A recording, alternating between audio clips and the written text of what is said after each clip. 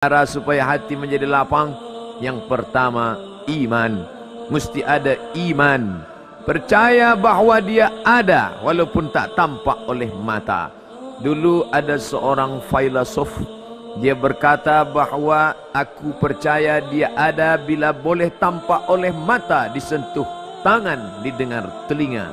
Tapi bila tidak dapat ditengok mata, dipandang mata, didengar telinga, disentuh tangan, maka dia tidak ada.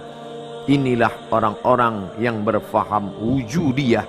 Wujud ada, mikrofon ada, mimbar ada, orang ada, kerana aku boleh menatap dengan mata, mendengar suara dengan telinga, bersapa tangan dengan alat yang diciptakan Allah Subhanahu wa ta'ala.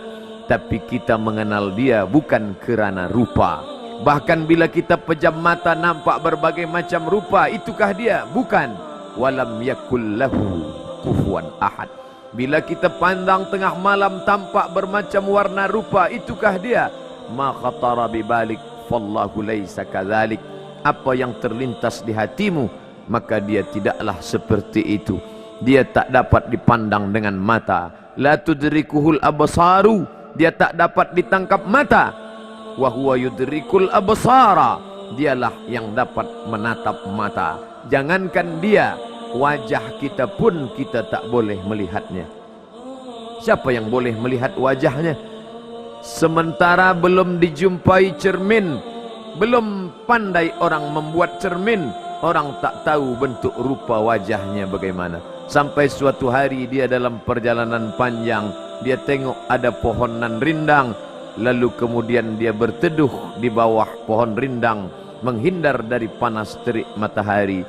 Di bawah pohon rindang ada kolam air, maka saat dia akan mengambil minum dari air kolam, disitulah dia melihat wajahnya. Oh, begitu rupa wajah di dalam air kolam. Itulah asbabun nuzul cermin. Muncul idea untuk membuat cermin, maka di situ orang baru boleh melihat bentuk rupa wajah. Tapi cermin tak jujur, telinga kanan dia kata sebelah kiri. Apa maknanya? Kalau hendak melihat rupa kita sendiri pun kita perlu kepada alat, apalagi untuk melihat Allah. Tafakkaru fi khalqillah. Pikirkan makhluk ciptaan Allah, jangan kau pikirkan zat Allah. Fa innakum la tuqaddiruna qadrah. Karena kau tak akan pernah sanggup untuk memikirkan Allah, berpikir tentang ciptaan Allah. Inna fi khalqis samawat, berpikir tentang langit, wal ard, berpikir tentang bumi, waqtilafil laili wan nahar, berpikir tentang siang dan malam. La ayat, itu adalah ayat-ayat, tanda-tanda kebesaran Allah Subhanahu wa ta'ala. Hati akan menjadi tenang kalau ada keyakinan tentang Allah. Tidak ada yang sah salatnya tadi kalau tidak diawali dengan keyakinan tentang adanya Allah. Alladzina yuqimunas salah, orang yang salat. Wa yu'tunaz zakah, orang yang berzakat. Alladzina yuqimunas salah, orang yang salat. Walladzina yunfiqun, orang yang berinfak. Tapi coba pandang pangkal ayat. Sebelum masuk salat, sebelum masuk zakat, sebelum masuk infak sedekah, yang pertama kali ditekankan adalah allazina yu'minuna bil ghaib. Surga ghaib, neraka ghaib, kiraman katibin ghaib, raqib atid ghaib, malaikat maut ghaib. Dan dia ghaibul ghuyub, yang maha ghaib di antara yang ghaib. Maka banyak yang tak sabar menyembah dia yang ghaib. Dia ingin berbentuk nyata. Mana dia Tuhan yang nyata itu? Maka dalam perjalanan Musa alaihissalam dari Mesir menuju Palestin, di sana dia berjumpa dengan orang-orang menyembah berhala. Maka saat itu apa kata Bani Israel? Ya Musa, wahai Musa, lan nu'mina laka, kami tak akan beriman kepada engkau hatta narallaha jahrah, sampai kami boleh melihat Tuhan secara nyata. Yang pertama kali meminta Tuhan nyata adalah Bani Israel. 1000 tahun lebih kurang sebelum Isa alaihi salam. Sekarang 2017, 3017 tahun lampau agak-agak, walaupun tak seperti itu. Mereka sudah meminta Tuhan yang nyata. Oleh sebab itu kita tidak melihatnya nyata, tapi kita merasakan bahwa dia ada. Tak pernah kita melihat angin, tapi kita merasakan bahwa dia ada. Zuq, zauq, lam ya'rif man lam yadzuq. Siapa yang tidak merasakannya, maka dia tidak mengetahuinya. Maka rasakanlah kehadiran Allah di dalam salatmu, dalam munajatmu, dalam puasa sunnatmu. Mengapa kita salat? Untuk merasakan keberadaan Allah. Tuan Imam mengangkat takbiratul ihram, Allahu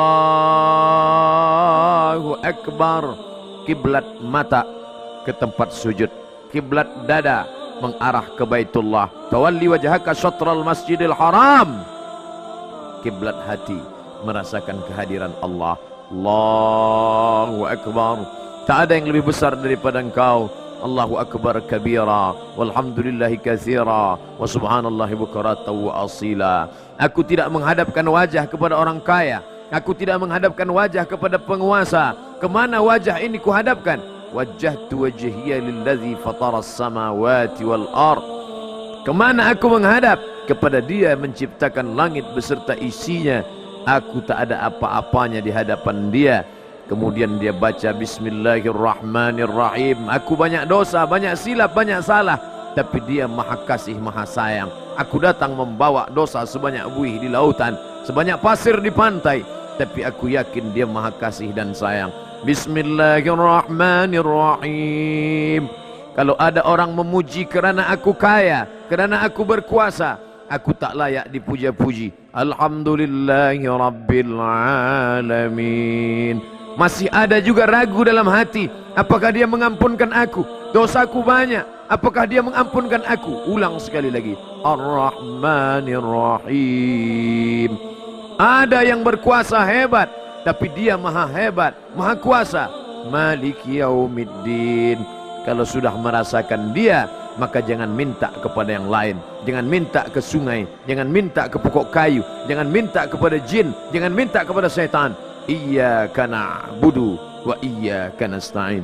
Aku selalu ingin Kau bimbing kepada jalan yang benar ya Allah. Ihdinas siratal mustaqim. Jalan yang pernah Kau berikan kepada mereka, minan nabiyyin was-siddiqin was-syuhada was-salihin.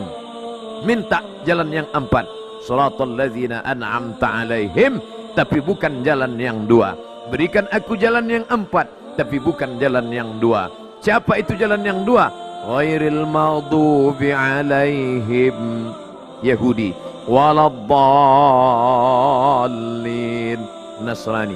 Semuanya berkata amin. Kabulkan ya Allah. Kalau dia katakan dengan bunyi yang benar, amin, kabulkan ya Allah. Tapi kalau tak tepat, amin, amankanlah. Amin, percayalah. Amin, jujur. Maka yang tepat adalah amin.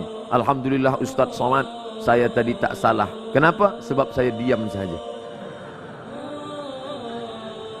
Maka kita minta kepada Allah Ta'ala supaya Allah perkenankan. Amin. Selepas itu faqra'u ma tayassara minal Qur'an. Bacalah apa yang mudah bagimu daripada Al-Quran, supaya turun ketenangan itu ke dalam. Kalau dia sudah tenang, maka kau bahagia. Apapun yang datang, bersimbah darah, kematian, kau tetap bahagia.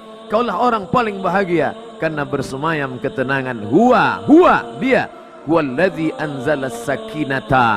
Dia yang menurunkan ketenangan. Di mana? Fi qulubil mu'minin.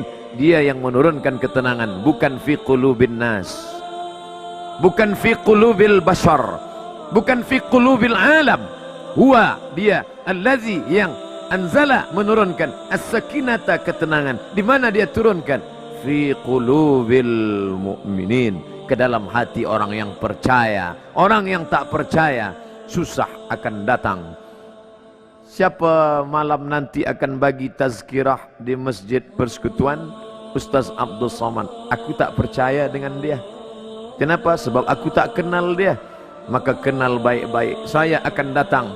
Pernah kamu berjumpa dengan dia? Tidak, tapi selalu saya tengok dia. Di mana? youtube.com. Aku yakin dan percaya. Aku tak pernah pandang dia dengan mata, tapi keyakinanku tak pernah lari bahwa aku merasakan keberadaan dia, merasakan apa yang dirasakan oleh Sayyidina wa Maulana Muhammad sallallahu alaihi wasallam.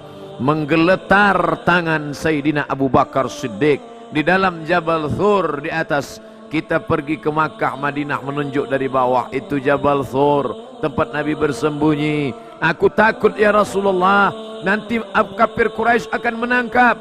Andai mereka memandang ke bawah, maka tampak persembunyian. Mereka akan menangkap, mengazab, membunuh, mematikan, menyiksa. Apa kata Nabi SAW? Ma dhannuka bithnaini, kalau kau sangka kita di sini berdua, aku dan engkau, fallahu thalithuhuma, maka ada dia yang ketiga. Siapa dia? Wa huwa ma'akum aynama kuntum, dia bersama kamu dimanapun kamu berada. Merasakan kehadiran Allah di saat susah, itu yang akan mendatangkan ketenangan. Merasakan kehadiran Allah di saat kaya, itu yang membuat orang menjadi tidak sombong. Merasakan kehadiran Allah di saat berkuasa, itu yang membuat orang tetap rendah hati dan tawadhu. Merasakan kehadiran Allah di saat tertindas, itu yang membuat orang menjadi kuat dan perkasa. Kekuatan yang dibawa oleh bomoh, dukun dan jin, kekuasaan yang diberikan oleh manusia, bersandar kepada manusia hampa, bersandar kepada harta binasa, bersandar kepada kuasa sirna. Bersandarlah kepada dia. Siapa dia?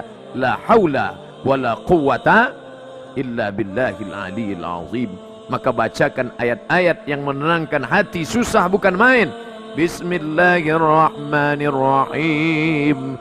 Alam nashrah laka sadrak. Banyak-banyak baca alam nasrah laka sadrak. Dia yang menenangkan, dia yang menurunkan ketenangan. Pergi datang kepada dokter. Saya bukan main susah dokter, sudah tak boleh tidur lelap. Berapa lama? Sudah 3 hari tak tidur lelap. Dokter terdiam memberikan obat. Dalam hati dia berkata, aku sudah 3 bulan tak boleh tidur lelap. Kita semua manusia punya masalah. Tampak di permukaan bagaikan air yang tak bergelombang. Kita sangka dia air tenang, padahal di dalam ombaknya keras, anginnya kencang. Maka semua ini punya masalah. Kadang istri baik, anak masalah. Kadang anak baik, istri baik, suami masalah. Istri baik, anak baik, suami baik, tetangga jiran pula bermasalah. Ada saja masalah hidup. Berani hidup, berani menghadapi masalah. Takut menghadapi masalah, jangan hidup. Takut hidup, mati saja. Hidup adalah berani mengambil resiko pilihan. Ini adalah pilihan yang diberikan Allah Subhanahu wa ta'ala. Menjadi pohon yang tinggi, maka siap diterpa angin yang kencang. Menjadi rumput yang rendah, maka kau akan dipijak orang. Tentukanlah pilihan. Di situ ada kekuatan. Kau bersandar kepada Allah. Maka selepas salat orang berkata, La ilaha illallah wahdahu la syarikalah. Lahul mulku, dia yang berkuasa. Walahul hamdu, dia yang dipuja-puji. Yuhyi, dia menghidupkan. Wa yumit, dia yang mematikan. Wa huwa ala kulli syai'in qadir. Tanamkan dalam hati, punjamkan ke tangkai jantung, masukkan ke dalam tulang, masukkan ke dalam otak, maka akan membangkitkan kekuatan yang luar biasa. Apapun yang datang, kita tetap bisa berkata, kalla, sekali-kali tidak. Musa, di depan kita ada laut merah, kita akan mati ditelan oleh laut merah. Di belakang ada Fir'aun mengejar bersama bala tentaranya. Musa, inna lamudrakun, mereka akan menangkap kita Musa. Apa jawab Musa? Kalla, sekali-kali tidak. Inna ma'iya rabbi sayahdin, ada Allah bersama aku yang akan menolong aku melepaskan dari ini semua. Tapi beza jawaban Musa dengan Muhammad sallallahu alaihi wasallam. Coba tengok jawaban Nabi. Masa Abu Bakar ketakutan, aku takut ya Rasulullah. Apa kata Nabi? La tahzan, innallaha ma'ana. Jangan engkau takut, jangan engkau cemas, jangan engkau sedih. Allah bersama kita, bersama engkau, bersama aku, bersama kita berdua ada Allah. Tapi Musa tak berkata begitu. Musa berkata, kalla, sekali-kali tidak. Inna ma'iyya, bersama aku ada Allah. Kenapa Musa tak berkata bersama kita? Kerana beza sahabat Musa dengan sahabat Muhammad. Sahabat Muhammad berkata, aku takut ya Rasulullah. Dia mengadu, aku takut. Maka kawan yang takut kita katakan, kau jangan takut, Allah bersama kita. Tapi sahabat Musa tidak takut, menakut-nakuti. Nanti bila kita dia tangkap, nanti dia akan bunuh kita, dia campakkan ke laut merah.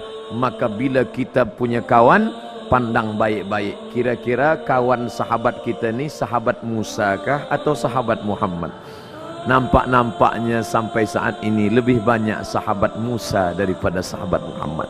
Bila dia sahabat Muhammad, aku takut Ustaz Somad. Bagaimana nanti bila ini terjadi wahai Ustaz Somad? Hatiku merasa cemas wahai Ustaz Somad. Maka saya akan peluk dia dan berkata, la tahzan, jangan kau sedih. La tahzan, jangan kau takut. La tahzan, jangan kau susah. Innallaha ma'ana, Allah bersama kita. Tapi bila dia menakut-nakuti saya, Ustaz Somad nanti akan disihir orang, Ustaz Somad akan ditangkap orang, Ustaz Somad akan dibunuh orang, Ustaz Somad, maka saya akan berkata, kalla, sekali-kali tidak. Inna ma'iyya Rabbi, bersamaku ada Allah, bersama kau ada setan. Tentukan pilihan, ingin menjadi sahabat Muhammad yang ketakutan mencari ketenangan, atau menjadi sahabat Musa yang menakut-nakuti orang yang tenang. Kalau ketenangan ada dalam hatimu, semua orang menyusahkanmu. La in ijtama'atil ummah, berkumpul seluruh umat di dunia ini, ala ayyadurruka bisyai'in, ingin memudaratkan engkau dengan sesuatu, tidak, kata Allah, maka tak akan terjadi. Aqsama yaf'umluhul abdu, yang paling tinggi yang dapat dilakukan manusia hanyalah tamfidhu ma qaddarallah, yang sudah ditakdirkan Allah Subhanahu wa taala.